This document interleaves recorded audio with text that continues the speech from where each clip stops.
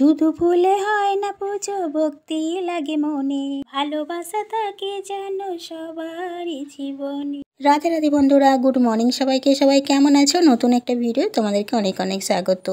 এখন আমি যাচ্ছি ফুলের সাজি হাতে নিয়ে মা মঙ্গলচণ্ডীর ব্রত করতে। তারই কিছু মুহূর্ত তোমাদের শেয়ার করব, খুব ভালো লাগবে। আমাদের নবদ্বীপে মঙ্গলচণ্ডী পুজো এত ভিড় হয়।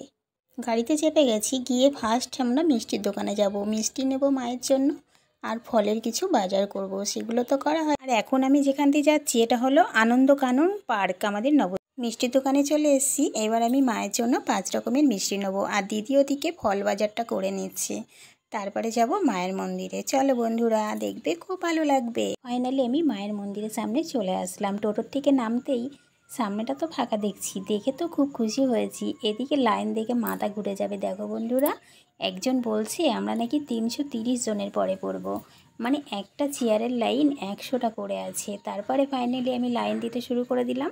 আর একটা সুবিধা আছে, মায়ের এখানে বসে বসে সবাই লাইনকে পার করতে পারবে, মানে একটা করে চেয়ার রাউন্ড ঘুরছে। ফাইনালি লাইন টেনে মায়ের মন্দিরে চলে এসেছি। দেখো গরমে আমি একদম চ্যাপ্টা হয়ে গেছি, সবার মাঝে বসেছি মাঝামাঝি। দেখো গরমে আমি চ্যাপ্টা হয়ে গেছি। তাহলে বন্ধুরা, আর কোনো কথা না, মায়ের পুজো দর্শন করো। মায়ের পুজো হচ্ছে, সব ভক্তগণরা বসে পড়েছে। আজকের ভিডিওর মুহূর্ত এই ছিল, তোমাদের সামনে তুলে ধরলাম। কেমন লাগলো জানাতে ভুলো না। ভালো লাগলে একটা লাইক করে দিও, নতুন হলে চ্যানেলটাকে সাবস্ক্রাইব করে দিও।